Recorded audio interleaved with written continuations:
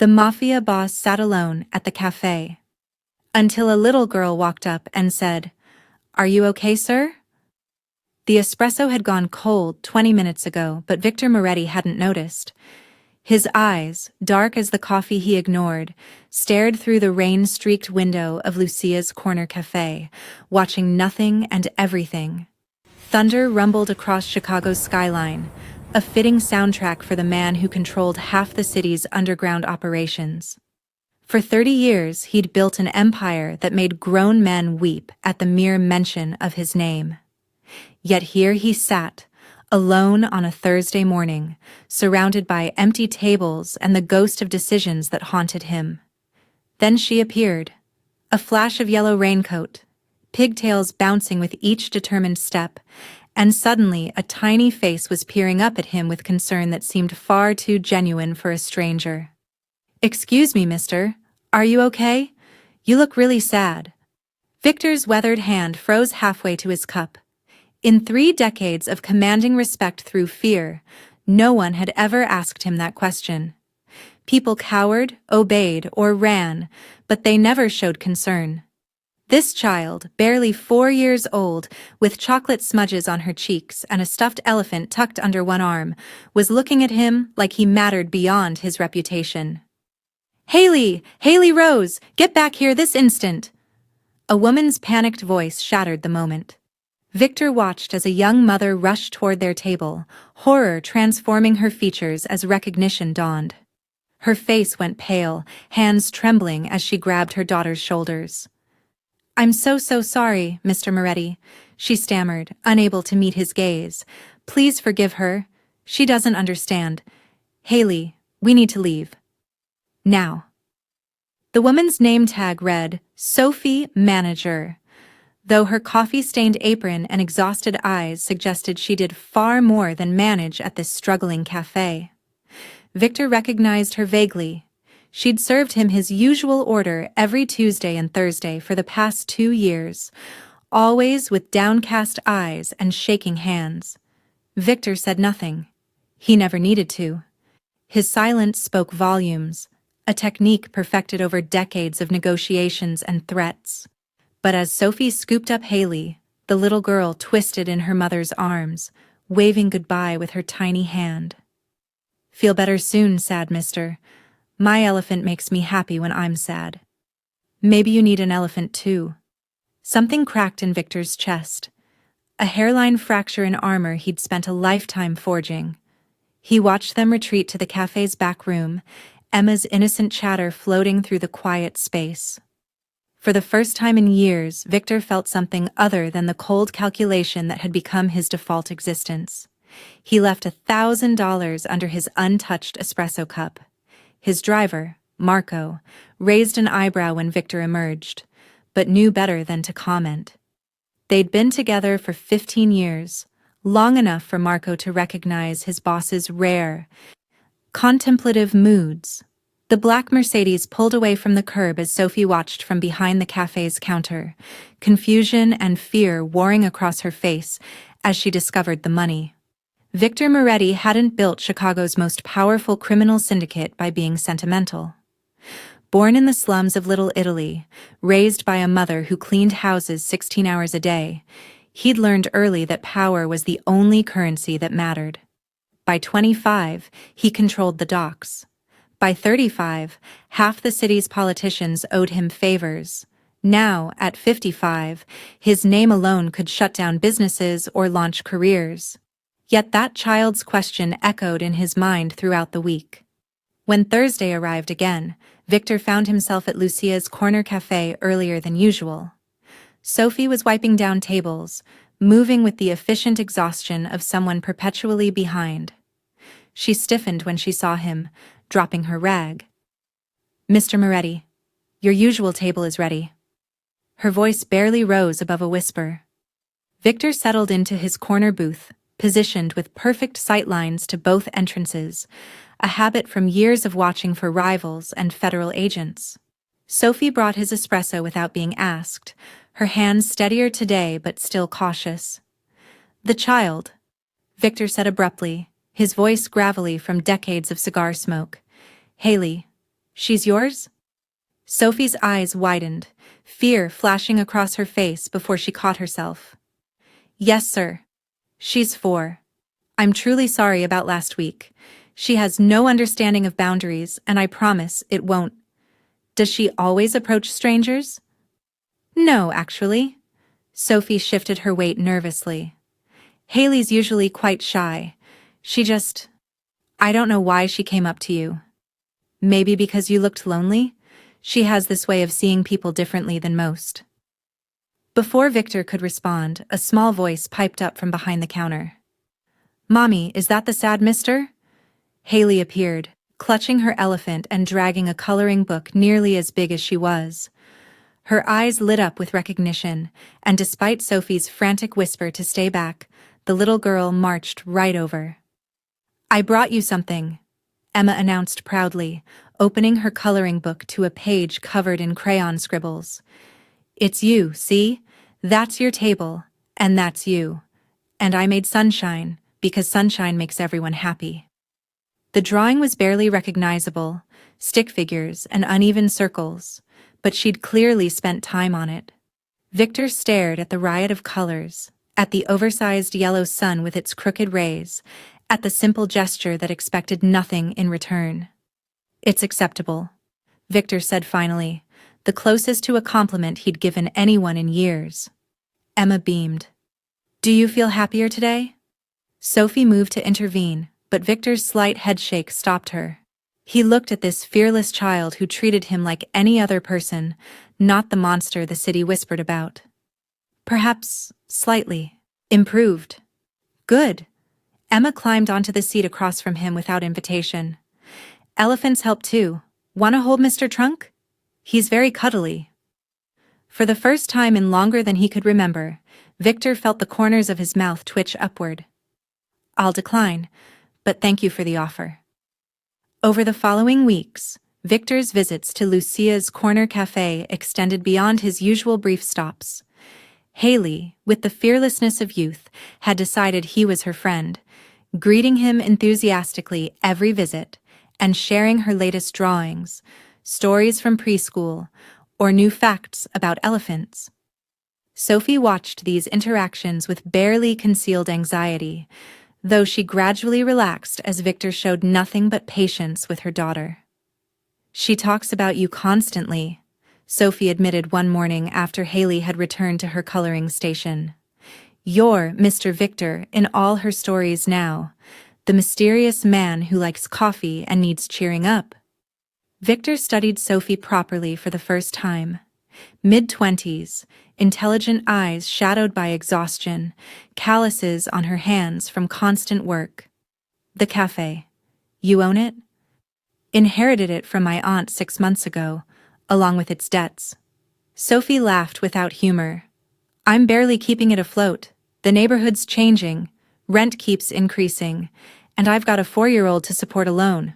My ex disappeared before Emma was born. But this place is all I have. Information Victor's people had already gathered, of course.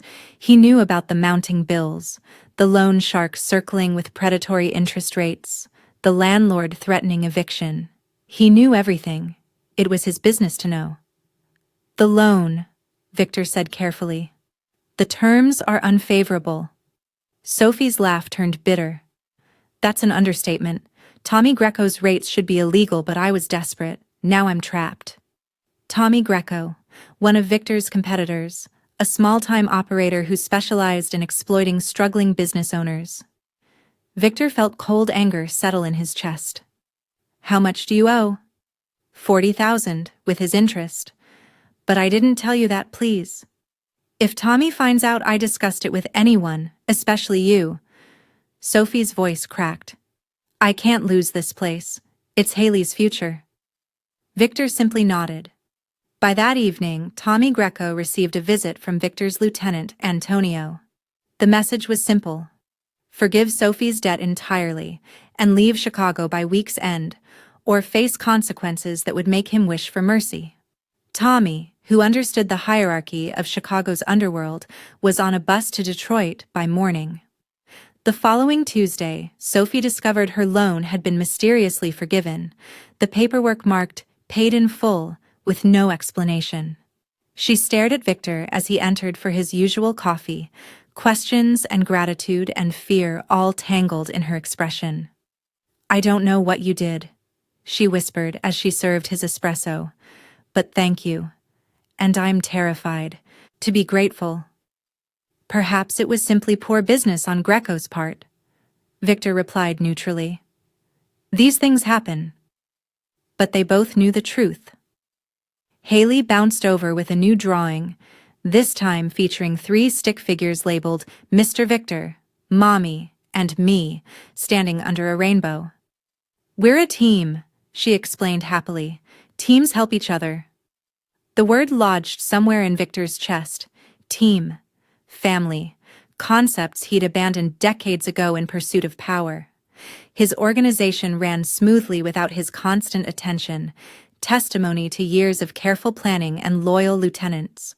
Antonio, his right hand for 20 years, began noticing Victor's changing patterns. Longer absences, distraction during meetings, unusual mercy in business dealings. "Boss, the Castellano family is pushing into our territory again," Antonio reported during their weekly briefing. "They're testing boundaries, seeing if you'll respond, and you're spending mornings at a cafe watching a kid color instead of handling business." Victor's expression hardened. "The Castellano situation will be addressed. My schedule isn't your concern." "It becomes my concern when rivals think you're going soft." Antonio leaned forward, loyal but worried. "People are talking, Victor, saying you've changed. That's dangerous in our world." The Castellano problem was resolved that night with typical efficiency, a strategic meeting that left their leadership understanding exactly where boundaries lay. 2 of their warehouses burned as demonstration, insurance money conveniently delayed by politicians in Victor's pocket. The message was received. But Antonio's words haunted Victor. Going soft. Perhaps he was. For the first time in his life, he found himself considering possibilities beyond power and control. Watching Hayley's innocent joy, seeing Sophie's fierce love for her daughter despite crushing circumstances, it awakened something he'd thought long dead. Spring arrived, bringing warmer weather and an unexpected routine. Victor found himself helping Hayley with basic reading, his patience surprising even himself as he sounded out simple words. Sophie watched these interactions with growing confusion, seeing gentleness she'd never have imagined from Chicago's most feared crime lord. "You're good with her," Sophie observed one morning. "Have you ever had children?" "No. That life wasn't—" Victor paused, choosing words carefully. "Wasn't compatible with my choices." "Is it too late?" Sophie asked quietly. "To choose differently?" The question hung between them, weighted with implications neither fully acknowledged. Victor had no answer. His world didn't allow for peaceful retirement. Men like him died violently or behind bars. There was no third option. Hayley's 5th birthday approached in early May. Sophie worried aloud about affording a proper celebration, the cafe's finances still precarious despite the loan forgiveness. Victor listened silently, already planning. The party occurred on a Sunday when the cafe was closed. Hayley had invited her preschool class, expecting a modest gathering with grocery store cake and simple decorations. Instead, she arrived to find the cafe transformed. Professional decorations in her favorite purple and gold, an elaborate princess cake, a bouncy castle set up in the parking lot, and entertainment that included a magician, face painter, and balloon artist. Hayley's squeal of delight could probably be heard blocks away. Sophie stared around in shock, tears gathering as she realized the cost of everything. Victor stood in the corner, watching the child's joy with an unfamiliar warmth in his chest. "You did this," Sophie whispered, finding him after settling Hayley with her friends. "Why?" "We're nobody to you." Perhaps I've grown tired of only destroying things, Victor replied simply. Perhaps it's pleasant to build something positive for once. Sophie's hand found his, her fingers tentatively intertwining with his. You're not what people say you are. Not entirely. Don't make that mistake, Victor warned, though he didn't pull away. I'm exactly what they say. The kindness you see is an aberration, not my nature. I don't believe that. Sophie stepped closer. Emma saw something in you from the start. She's never wrong about people. The kiss happened then, soft and questioning, hidden in the cafe's back hallway while children's laughter echoed from the main room. Victor, who'd calculated every move for decades, found himself in territory with no map, no strategy. Summer brought both joy and complications. Victor's relationship with Sophie deepened, though they kept it carefully private. He'd never brought anyone into his world before, never risked the vulnerability that caring created. Hayley called him Uncle Victor now, chattering about school and friends and plans, including him naturally in their small family unit. But danger was circling. The Moretti organization's unusual tranquility caught attention from both rivals and federal investigators.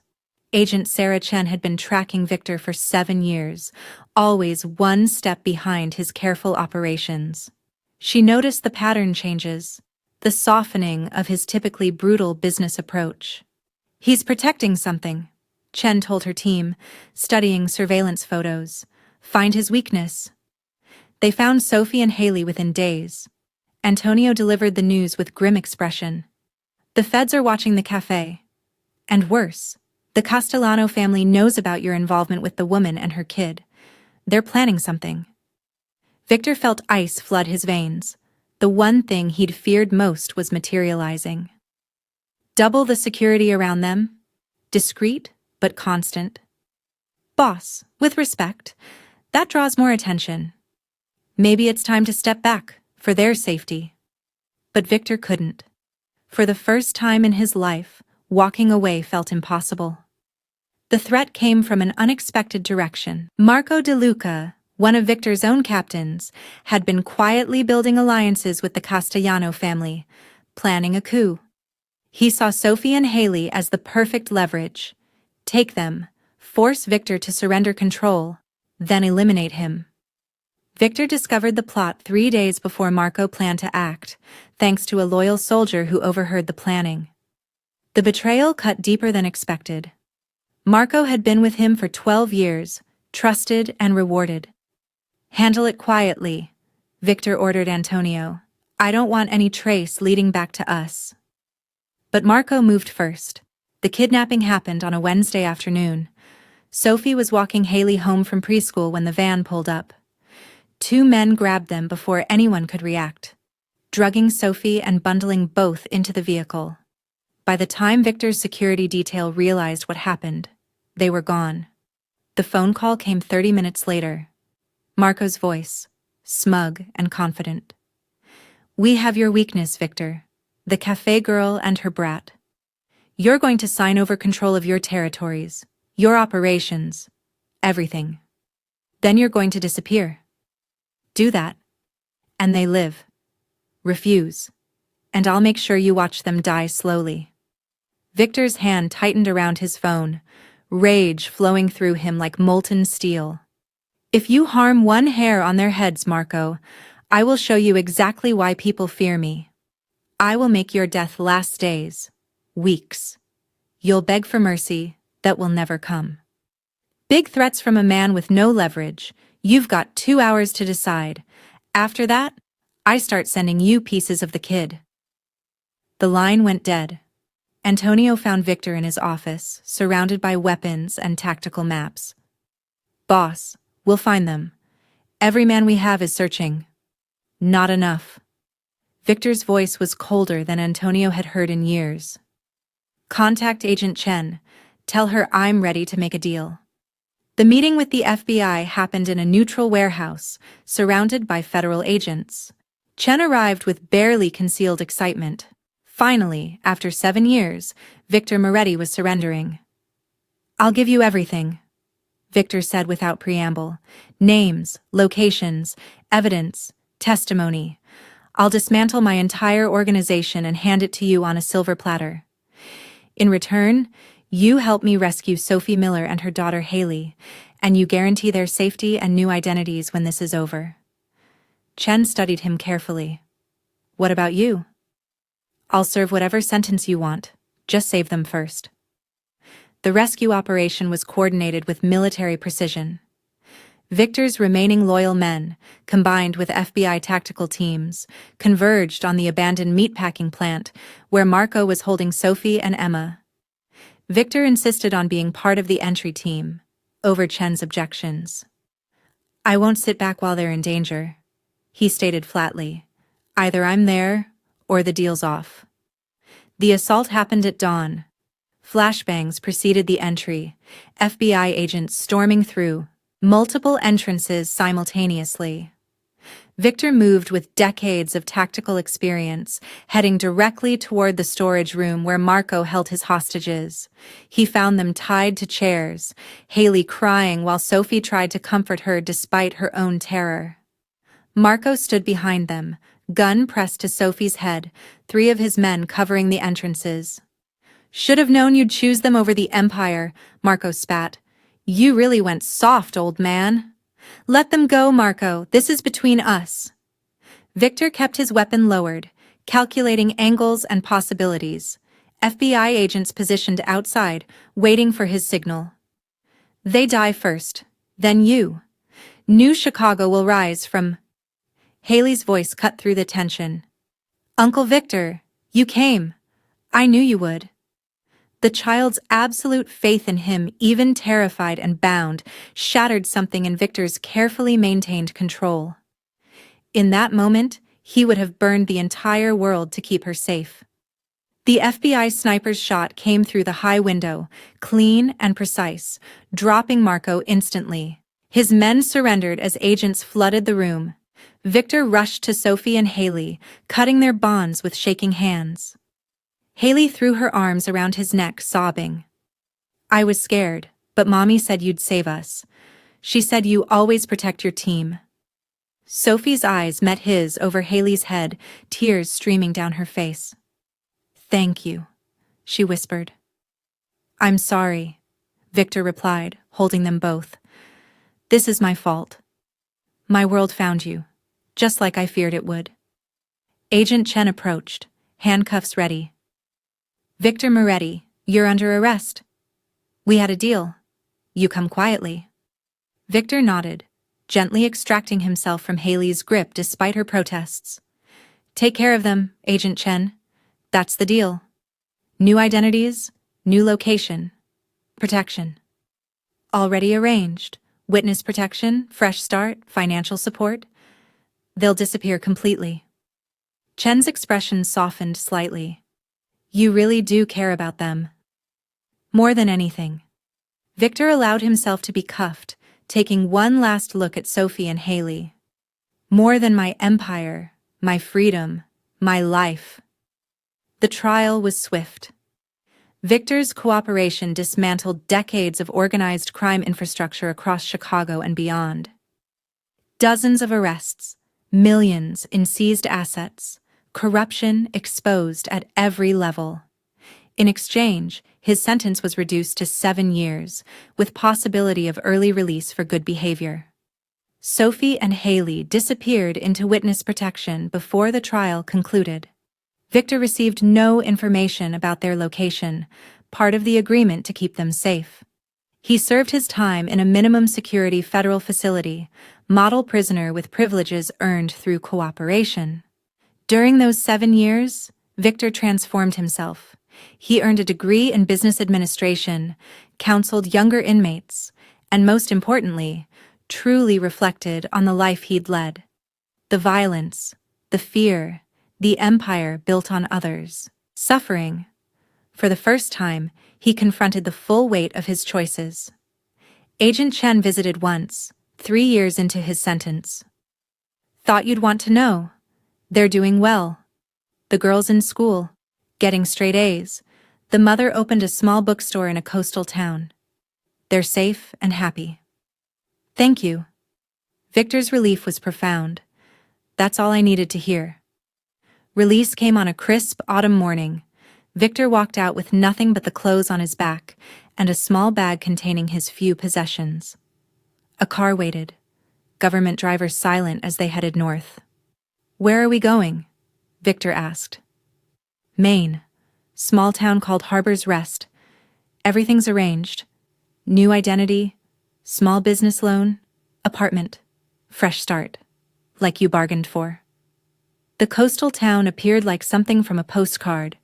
Victorian houses, fishing boats, the smell of salt air. The driver stopped at a small bookstore on Main Street, painted cheerful yellow with flower boxes in the windows. She knows you're coming, the driver said. Good luck, Mr. Russo. His new name, his new life. Victor stood before the bookstore for several minutes, gathering courage he'd never needed in his criminal life. Finally, he pushed open the door. A bell chimed cheerfully. Sophie looked up from behind the register, her hair longer now, wearing glasses he didn't remember. For a moment they simply stared at each other, 7 years of separation hanging between them. You came, she whispered finally. Did you think I wouldn't? I hoped. I wasn't sure if, after everything. Sophie moved from behind the counter, stopping a few feet away. Hayley talks about you constantly. Uncle Victor this and Uncle Victor that. She's 11 now, growing so fast. Can I? Victor gestured helplessly, unsure what he was asking permission for. Sophie closed the distance, wrapping her arms around him. Welcome home. Hayley appeared from the back room, taller now but still recognizably herself. She studied him with the same discerning gaze she'd had at 4 years old. You're the man from Mom's stories, the one who saved us. Hayley, this is... Sophie started. Uncle Victor, Hayley finished. I remember you. You taught me to read. You came to my birthday party. You made Mom happy. She approached cautiously, then with growing confidence. Are you okay now, sir? You don't look as sad as Mom said you used to be. The echo of her first question, asked so many years ago, brought tears to Victor's eyes. I'm much better now. Thanks to you. Hayley hugged him then, no hesitation despite the years. Good. We have room for you, if you want to stay. Mom said we should always have room for family. Family. The word he'd run from all his life, now offered freely by people who saw him, not the monster he'd been, but the man he was trying to become. Sophie took his hand, interlacing their fingers like she'd done years ago at Emma's birthday party. It won't be easy. You'll have nightmares probably. Guilt. The weight of your past. But we're here. If you want us. I've wanted nothing else for 7 years, Victor admitted. But do I deserve it? After everything I've done? Deserve? Hayley wrinkled her nose, considering. My teacher says everyone deserves a second chance if they're really sorry and trying to be better. Are you trying? Every day, Victor promised. Then you deserve it. Hayley's certainty was absolute, as it had been that rainy Thursday, when she first asked if he was okay. Outside, the ocean crashed against rocky shores, endless and renewing. Inside the small bookstore, Victor stood surrounded by books and possibilities, holding tight to the family he'd given up everything to protect. His empire was gone, his name erased, his power dissolved, and for the first time in his life, he felt genuinely wealthy. Thank you, he whispered to Sophie. For waiting, for believing. Thank you for saving us, she replied, and for letting us save you. Hayley tugged them both toward the back room. Come on, I want to show you my room. And Mr. Whiskers, that's our cat. And Mom's trying to expand the store into the space next door, and there's this really cool lighthouse we can visit, and... Her excited chatter filled the space as they followed, Victor's heart lighter than it had been in decades. The man who'd once commanded Chicago through fear now found himself commanded by an 11-year-old with pigtails and an elephant-stuffed animal, still named Mr. Trunk, sitting on her bookshelf.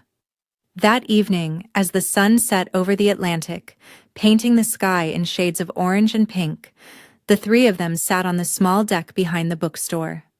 Hayley wedged happily between her mother and Victor. Mr. Trunk clutched in her arms as she pointed out the constellations beginning to appear in the darkening sky. "That's Orion," she explained proudly, "and that's the Big Dipper. My teacher says sailors used to navigate by the stars." Victor listened, marveling at how this child had navigated him towards something he'd never thought possible, a life worth living beyond power and fear.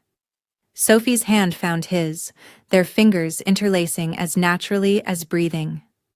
"What are you thinking about?" Sophie asked softly, reading the contemplative expression on his face. "Second chances," Victor replied honestly. "How rare they are. How undeserved mine feels, yet how grateful I am for it." Hayley twisted to look up at him, her expression serious despite her young age. "Uncle Victor, you're not the same person you were before. Mom told me you made really hard choices to keep us safe. That counts for something, doesn't it?" The wisdom in her words, coming from someone so young, reminded Victor why he'd risked everything. This child, with her unwavering faith in people's capacity for good, had seen something worth saving in him when no one else could. "It counts for everything, sweetheart," he said, pulling her close. "You and your mother. You're everything." Sophie leaned her head against his shoulder, watching as fireflies began their nightly dance across the garden. "The bookstore's doing well," she mentioned casually. "Well enough that I've been thinking about expansion, maybe a small café section, like I always dreamed about." "I could help with that," Victor offered. "I may not have an empire anymore, but I still know business, legitimate business this time." "We could serve the best espresso in Harbor's Rest," Sophie mused, a smile playing at her lips. "Though I doubt anyone here would believe the man making coffee once controlled half of Chicago." "Let them never know," Victor said firmly. "That man is dead. I'm just Victor Russo now, bookstore owner, coffee maker, and family man." "I like that version better," Hayley declared, yawning as the excitement of the day finally caught up with her. The sad mister at the cafe needed to become the happy uncle with us. As the stars multiplied overhead and the ocean's rhythm provided a peaceful soundtrack, Victor felt the last of his old life's weight lift from his shoulders. The violence, the power struggles, the constant vigilance, all of it felt like a distant nightmare compared to this simple moment of belonging. "Will you tell me stories?" Hayley asked sleepily. "Not about the scary stuff, but about when you were little? Mom says you grew up in a place called Little Italy." Victor hesitated, then nodded. His childhood, before the darkness claimed him, held memories worth sharing.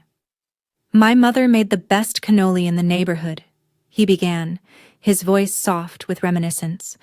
"Every Sunday, she let me help roll the dough." As he spoke, weaving tales of a simpler time, Sophie watched him with quiet joy. This was the man she'd glimpsed beneath the fearsome reputation, someone capable of gentleness, of love, of redemption.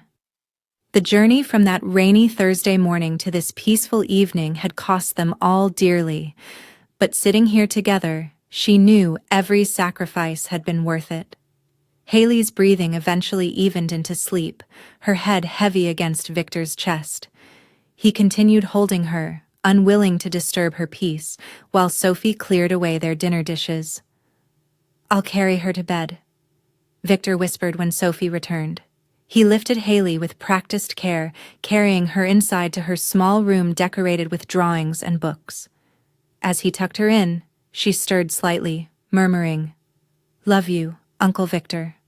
The words hit him with unexpected force. "I love you too, little one," he whispered back, pressing a kiss to her forehead. In the hallway, Sophie waited, her eyes reflecting understanding. "She's loved you from the start," she said quietly. Even when I was terrified of what you represented, she saw straight through to your heart. Children have that gift, Victor replied, drawing Sophie close. They see possibilities, not just past mistakes. They stood together in the quiet house, the ocean's whisper drifting through open windows, the scent of salt air mixing with the aroma of old books. This was home now. Not a penthouse overlooking Chicago's glittering skyline, but a modest house filled with love and second chances. Do you miss it? Sophie asked, voicing the question that had lingered unspoken. The power? The control? Victor considered carefully, wanting to give her complete honesty. Sometimes I miss the certainty of it, always knowing exactly who I was, what I controlled. But that certainty came at a cost I'm no longer willing to pay. This, he gestured around them, this uncertainty, this vulnerability, this love, it's worth more than any empire.